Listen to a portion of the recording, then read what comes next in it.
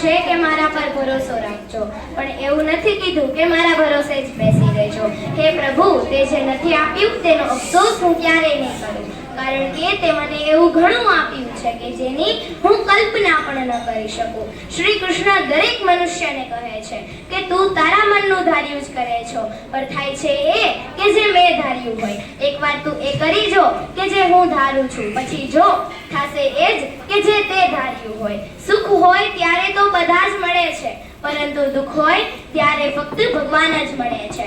જીવનની સુંદરતા એ વાત પર આધાર નથી રાખતી કે તમે કેટલા ખુશ છો, પરંતુ એ વાત પર આધાર રાખે છે કે તમારા લીધે કેટલા લોકો ખુશ રહે છે. કોઈની પણ વાતમાં પડતો નથી એટલે હું કોઈને નડતો નથી. જે ઘડીએ જે મળ્યું મંજૂર છે, ભાગ્ય સાથે હું કદી લડતો નથી. કોણે છલકાવ્યા નજરના જામને, આમ તો હું જામને અડતો નથી. આમ હૈયામાં છે મારા એટલે ઠોકરો ખાઉં છું પણ પડતો નથી. પૈસા ઉપર આજે હું ઘમંડ કરું કે જે મારા અંતિમ સમયમાં મારા પ્રાણ પણ નહીં બચાવી શકે. શરીર ઉપર આજે હું અહંકાર કરું કે જે મારા અંતિમ સમયમાં મારા આત્માનો બોજ પણ ના ઉપાડી શકે. સંબંધો ઉપર આજે હું વિશ્વાસ કરું કે જે મારા અંતિમ સમયમાં સ્મશાન પાસે પહોંચીને તૂટી જવાના છે.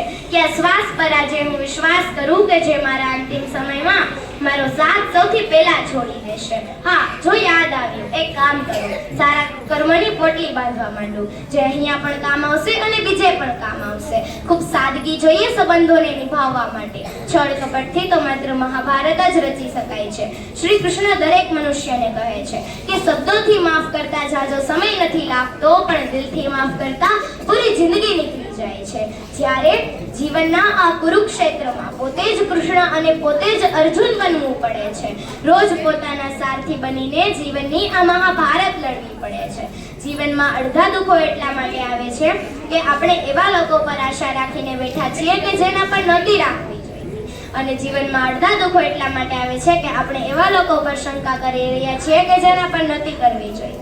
ભગવાનની ન્યાયની ઘંટી થોડીક ધીમી ચાલે છે પણ યાદ રાખજો એ દળે બહુ સારું છે એવો વિશ્વાસ રાખજો. ભગવાન તમને એ નહીં આપે કે જે તમને ગમે છે, એ તો ફક્ત એ જ આપશે કે જે તમારા માટે સારું છે. ઇતિહાસ કહે કાલે સુખ હતું, વિજ્ઞાન કહે આવતી કાલે સુખ છે, પણ ધર્મ કહે છે કે જો મન સાચું અને દિલ સારું હશે તો રોજ સુખી થશો. અજ્ઞાની લોકો પોતાના લાભ માટે કામ કરે છે કે જ્યારે બુદ્ધિમાન લોકો સમગ્ર સૃષ્ટિના લાભ માટે કામ કરે છે. પ્રભુ, સુખ પણ વાલું છે મને અને દુઃખ પણ વાલું છે મને, કારણ કે સુખ અને દુઃખ બંને તારા જ છે. સુખમાં હું આભાર માનું તારો અને દુઃખમાં હું ફરિયાદ કરું તને. ગમે તે પરિસ્થિતિમાં રાખે તું મને, બંનેમાં હું તને યાદ કરું. પ્રહલાદ જેવો વિશ્વાસ હોય, દ્રૌપદી જેવી પુકાર હોય, મીરા જેવી વાટ હોય ને સાચા ભક્તની પુકાર હોય તો કૃષ્ણને તો આવવું જ પડે છે. માન્યું કે દરેક તકલીફમાં મનુષ્યનું દિલ દુખે છે, પરંતુ હરેક તકલીફમાં મનુષ્ય કંઈક ને કંઈક નવું શીખે છે. જે થવાનું છે એ થવાનું છે, જે નથી થવાનું એ નથી જ થવાનું. એવો દ્રઢ સંકલ્પ જે મનુષ્યના મનમાં હોય એને કોઈ વાતની ચિંતા નથી સતાવતી.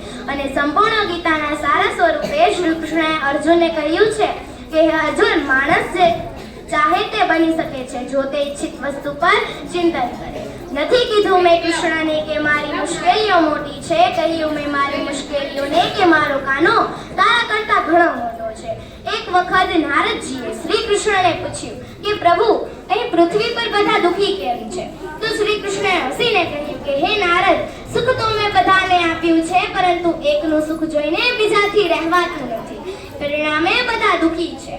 યાદ રાખજો કે જો ખરાબ વ્યક્તિ માત્ર સમજાવવાથી જ સમજી જતો હોય તો આ વાંસળી વગાડવા વાળો મારો કાનો મહાભારત થવા જ ના દે. તમારા મનની વાત જેને સમજાવવી પડે એ વ્યક્તિ માત્ર તમારા શબ્દો જ સમજશે, તમારી ભાવના નહીં. પરિવાર સાથે ધીરજ રાખવી તે પ્રેમ છે, અન્ય વ્યક્તિઓ સાથે ધીરજ રાખવી તે આદર છે, સ્વયં સાથે ધીરજ રાખવી તે આત્મવિશ્વાસ છે, અને ઈશ્વર સાથે ધીરજ રાખવી તે શ્રદ્ધા છે. પોતાની જાતને થોડો સમય આપો. તમારી પહેલી જરૂરિયાત તમે ખુદ છો. ગરબા હોય કે જિંદગી, ક્યારે પગલું આગળ ભરવું અને ક્યારે પગલું પાછળ ભરવું, જેને આવડી જાય એ જ સાચા ખેલૈયા.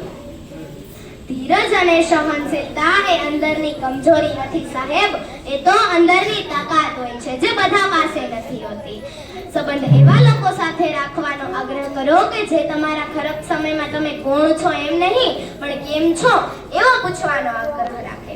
ભાગ્યને શું દોષ આપવો? જ્યારે સપના આપણા છે તો કોશિશો પણ આપણે જોવી જોઈએ. સુધારી લેવા જેવી છે પોતાની ભૂલ, સુધારી લેવા જેવી છે પોતાની ભૂલ, ભૂલી જવા જેવી છે બીજાની ભૂલ. આટલું કરે માનવી કબૂલ તો રોજ કે દિલમાં સુખના ભૂલ. લો પાછું સવાર થઈ ગયું. જેને આજ કહેતા હતા એ ગઈ કાલ થઈ ગયું. પળમાં બદલાઈ જાય આ જિંદગી. થોડા સમય પહેલા જેને રાત કહેતા હતા એનું જ નામ આજે સવાર થઈ ગયું. બોલવું એ ચાંદી છે, મૌન રહેવું એ સોનું છે, પરંતુ યોગ્ય સમયે બોલવું એ હીરા મોતી છે. જ્યાં વિશ્વાસ હોય ત્યાં સબૂતની જરૂર નથી પડતી. શ્રીમદ ભગવદ્ ગીતા પર ત્યાં શ્રી કૃષ્ણના હસ્તાક્ષરો જોવા મળે છે. કાશ સડકોની જેમ જીવનના રસ્તાઓ પર પણ લખાયેલું હોત કે આગળ એક ભયજનક વળાંક છે. કોઈએ પૂછ્યું કે જીવનમાં સાચું સુખ શું છે? એનો એક સરસ જવાબ છે, સુખ એના તો સગવડમાં છે ને સમાધાનમાં છે. એ તો ફક્ત વ્યક્તિની પરિસ્થિતિ અને તેને સ્વીકારવામાં જ છે. શ્રી કૃષ્ણ દરેક મનુષ્યને કહે છે કે ઉદાસ ન થા એ મનુષ્ય, હું તારી સાથે જ છું. હું તારી સામે નહીં પણ તારી આસપાસ છું. આંખ બંધ કરીને દિલથી યાદ કર, હું બીજું કંઈ નહીં તારી અંદર છુપાયેલો આત્મવિશ્વાસ છું. હદથી વધારે પ્રેમ, હદથી વધારે માન, હદથી વધારે ભરોસો હંમેશા હદથી વધારે દુઃખ આપે છે. મિત્રો, ભગવાન શ્રી કૃષ્ણને આ દુનિયાના સૌથી મોટા મોટિવેટર ગણવામાં આવે છે. કારણ કે એમની વાતો જે સાંભળે, જીવનમાં ઉતારે, એ પ્રમાણે કર્મ કરે તો જીવન ધન્ય બની જાય છે. દિલથી દુઆ કરો તો માંગેલું બધું જ મળી જાય છે. દિલથી દુઆ કરો તો માંગેલું બધું જ મળી જાય છે. ફૂલોના છોડને રોજ પાણી મળતું રહે તો એક કડી પણ ફૂલ બની જાય છે.